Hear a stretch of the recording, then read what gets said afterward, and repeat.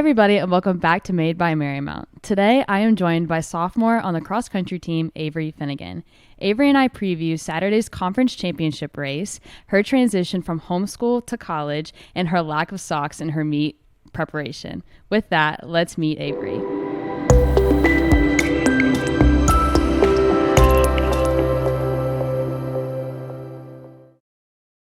Hi, everybody, and welcome back to episode 8 of Made by Marymount, the official Marymount Athletics podcast. And today, I'm joined by cross-country runner Avery Finnegan. Avery, how are you today? I'm good, thank you.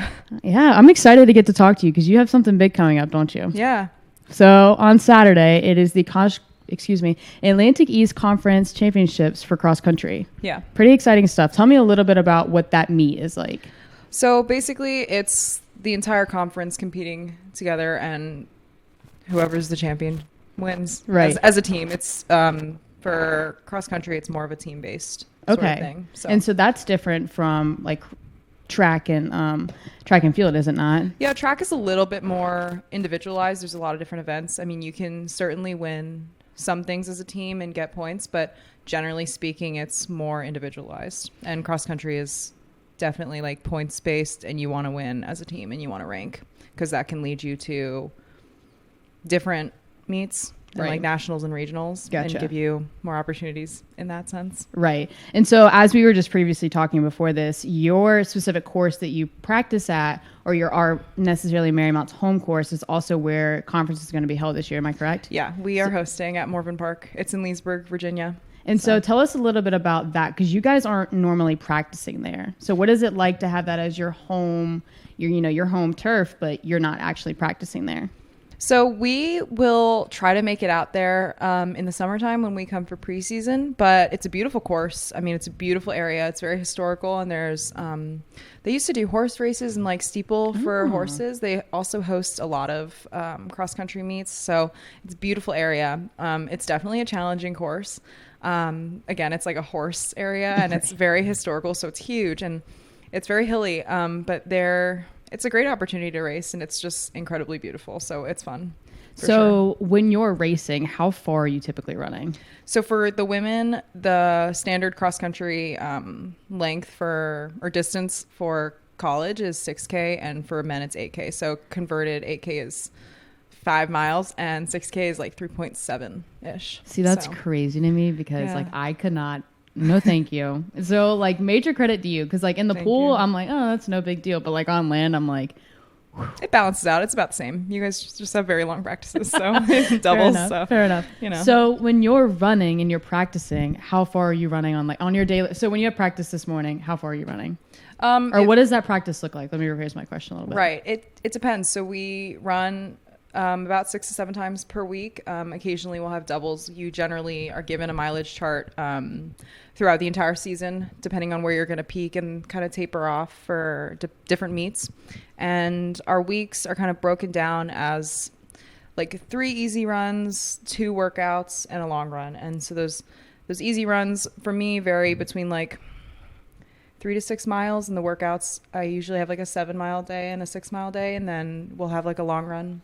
And those workouts are generally on track. So, gotcha. I have a question. Yeah. Do you guys ever cross train? We do. Do you run and do you swim? I do like swimming as a form of cross training. I haven't gotten to do it very often. It's been busy, and sometimes I can't find the time, but I do love it. I will also do aqua jogging, and that is very funny. You kind of strap yourself up in a belt and go where you can't reach the bottom of the pool, and you just run. And it's a great way to train. Interesting. Yeah. It's like running in place. Yeah, but it like simulates running in the way that like you're resisting it so much. So I actually did that for an injury that I had, and I came back exactly where like I was previously, which was super cool. That is really cool. It's definitely hard to do, but it's really fun. No, it's I think about like treading water when you say that. Yeah, and so I know like treading water for more than 30 seconds is going to take it out of you. Yeah. And so like thinking about like just running, that's kind of wow. And you said that you were right back to where you were after an injury, like relatively speaking. Yeah, for my first injury. Yeah, because I mean, your body doesn't really know the difference between like running on ground versus other things because it's a heart rate sort of thing, which is similar for you guys as well, like depending on where your threshold and stuff like that is. So It's pretty fun. I mean, you look like a goofball. Like you look like an old lady like running in the water, but it's fun, you know. That's so interesting. Yeah. And see, like, that's crazy because for us, it's the same way. Like, it's a cardio workout. So for us, like, a big way for us to stay in shape is to run. Like in the summer, like I try and go on runs with my dad to help me stay in shape. So that's kind of interesting that like both of our sports like that. Obviously, you know, you think about it, like everybody kind of uses running in a like, different way. Yeah. But I think we're a lot similar in the way like it's all cardio, you know, it's heart rate threshold, just like you said. Yeah. And I was talking to some of your other swimmer friends and like they were explaining to me like the similarities of how your guys' workouts are. And it's basically like exactly the same where you guys have the different heart rate zones and your coach will have you. Yeah. White, pink, red. Yeah. And it's like about the same. Yeah. Just taking like depending on yours would take a bit longer to rack up the same amount of distance, but it ends up balancing out. So how do you pace yourself in these long runs? Like what is the best way for you to, you know, start a run and like finish it strong? So for a long run, generally it's about easy pace. Unless I'm doing some sort of like progressive run where he wants it to be a bit more of a workout.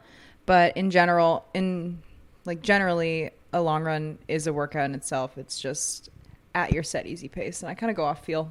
Gotcha. So do you find that like, so what is it with weather for you guys? So I talked to Hunter on the golf team a couple weeks ago and she talked about weather affecting golf. Obviously you're running outside and you don't want it to be too hot. You don't want it to be too cold, but like what's like a good weather for you to run in? Like, would you rather it be cold, rather it be hot?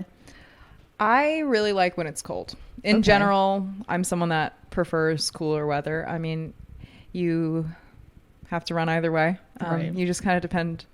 You kind of just do it depending on the time of the day. So in the summer, I'll run pretty early on. That makes sense. So, yeah. But so you are in your second year here. Mm-hmm. And so you are also on the track team. Yes. Am I correct? Mm-hmm. Yes. And so you guys are the Atlantic East Conference champions last year.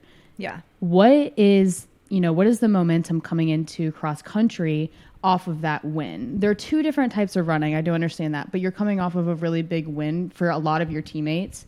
What is that kind of momentum like for you guys? Well, we have a lot more motivation, I think, now, and like our team is growing, which is incredible. And so I think we are kind of having more confidence and more excitement towards like these bigger races and, just more motivation to kind of show up and do the best now that we've had this, confidence boost. And yeah.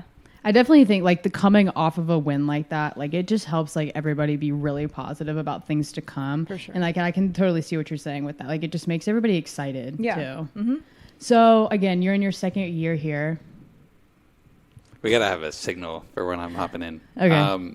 You guys have had a very challenging schedule. Has that like competing against some of the top teams so far? Like you went to Dickinson 3 times now? Like so how is that like helped you guys prepare for this conference meet, and like what's it like going against some of those big schools and fast runners? Yeah, so running is a little bit different in other sports in that you can race against all divisions. So we had one race last year and Texas was there and UNC was there and all these awesome schools, and it's very motivating. It's really nice to kind of just run with a huge pack and you don't really have to pay attention. You're doing a lot of work, but the pack is carrying you, and just the energy in general is just incredible. And so it puts you in this really fun mindset, like to just go out and race, and, it helps just kind of prepare you for those bigger races and also like our own smaller conference and just racing against them. That's really interesting. So like when you're running with those like D1, like, schools like that, do you find it intimidating, or do you just kind of like find it like you're more like it's just fun and you really enjoy it? I find it super fun. I really love it. I love the challenge, and I also just love the energy.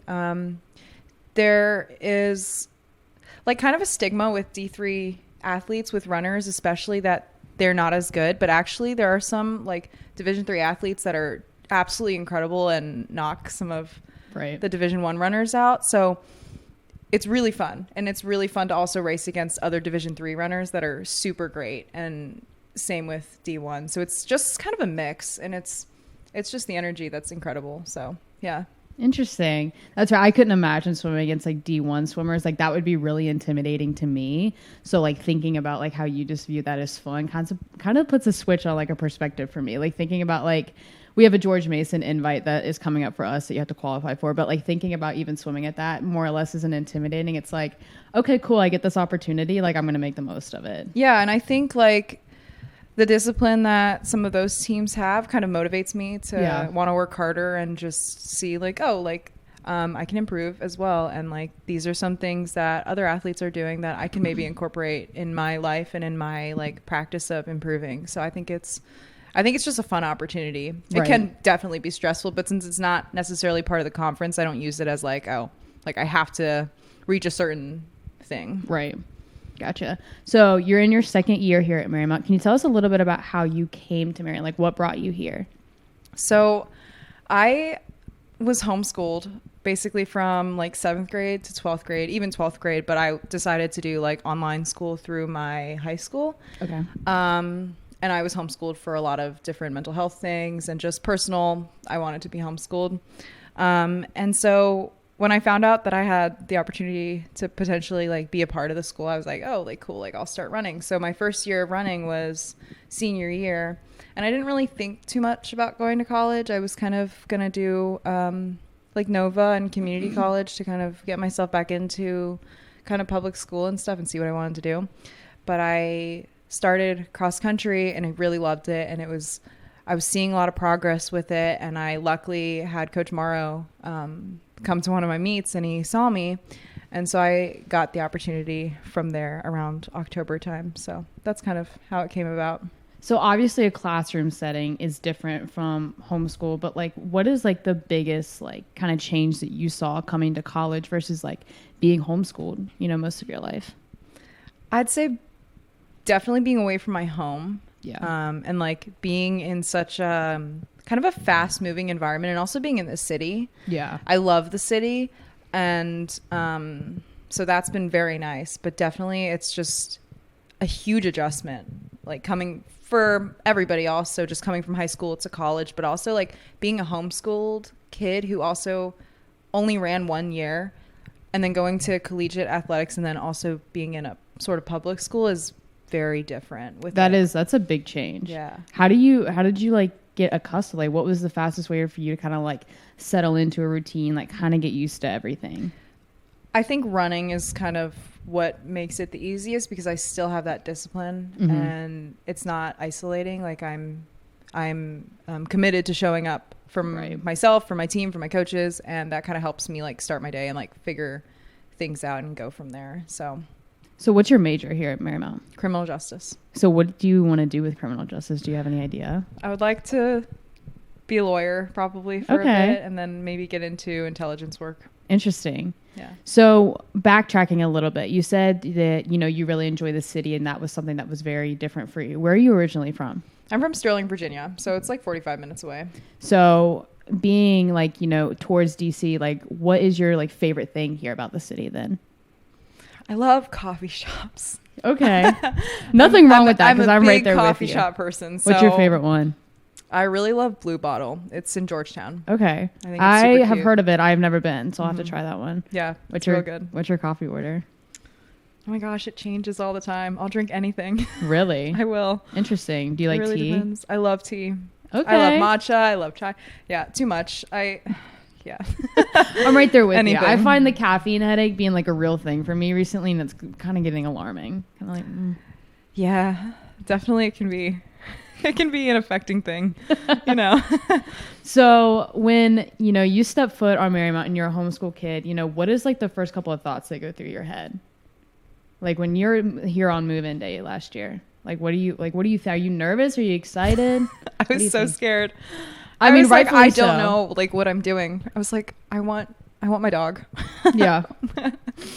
But yeah. So, you know, being away from home, being away from family, and being like running, how did you what made you fall into that routine? Just like your everyday practices? Or did you find like making a list or like kind of like having, you know, some kind of structure on your own? Like what helped you get like besides running? Like I think I asked you this question, but I'm kind of like rephrasing it in a weird way. Like was it running that strictly did it for you, or did you find something else that did it for you?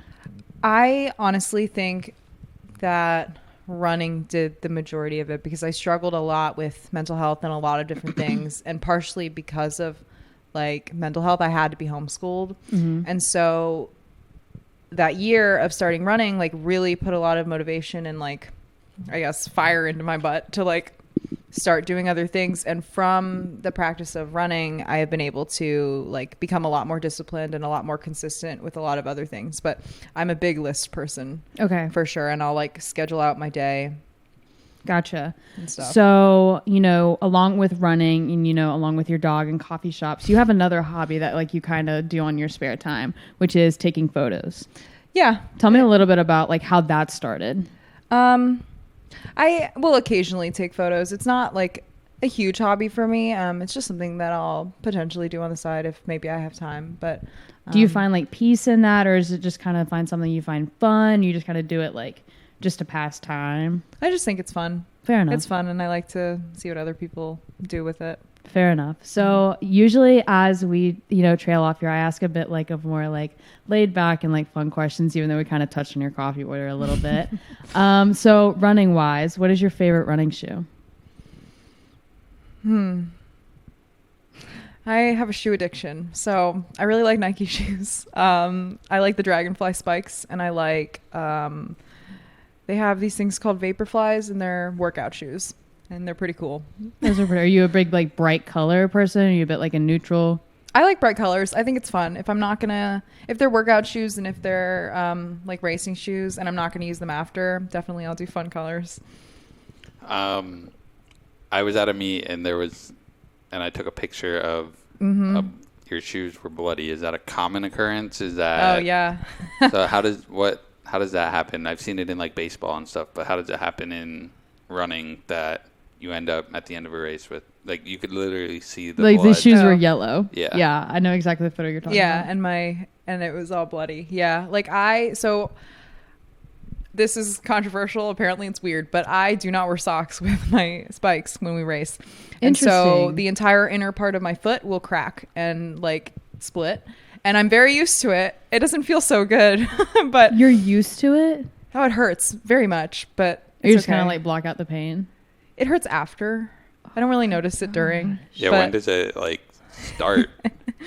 Is it like, I don't know. I find out when I'm done. Gotcha. Yeah, but that was the worst that it happened, because I had a practice where I like woke up 5 minutes before and then I forgot to put socks on, and I don't do that for practice, but I'd already had like a cut forming, and so the race just really got me. You really took no pain, no gain really seriously with that one. I just feel like I'm hurting more in other ways when I'm racing, that it just is not something I focus on. I don't know. Okay, so when you wake up in the morning, you know, what gets you ready to run? Like, are you listening to music? Or are you like, you know, maybe listening to a podcast? You know, you and I talked about a little bit how you want to maybe start a podcast in the future. What are you getting ready to run with in the morning?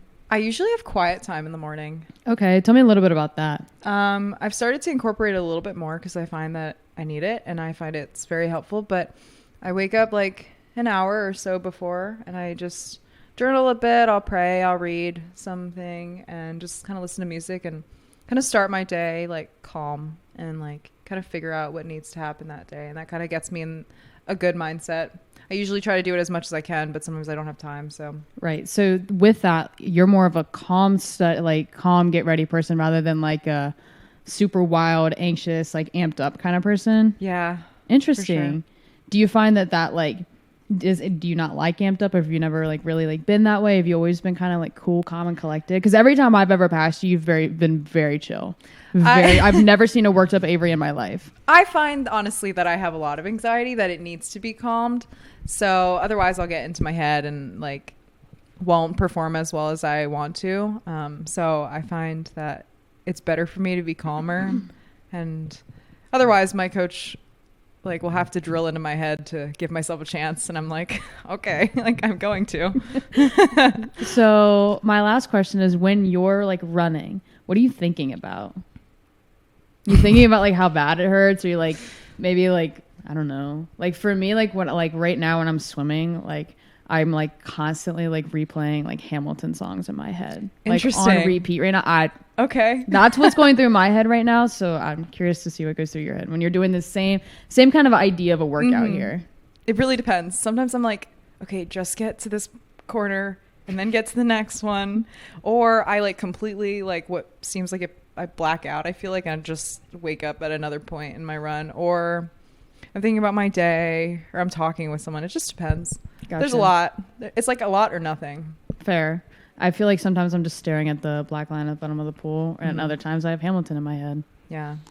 But when you like do practice, are you like talking, like if you're running with like Ariana or something, are you guys like talking while you're running? Like I could never do that. Yeah. Like how does that happen if you're like out of breath? Like I just can't. I can't. We're talking. Yeah, for sure. It's like full on conversations. Fun. Yeah. See, I get to the wall like after like a 50 and I'm like like heavy breathing. That's crazy. Is it easy? Like, or do you just kind of like used to it?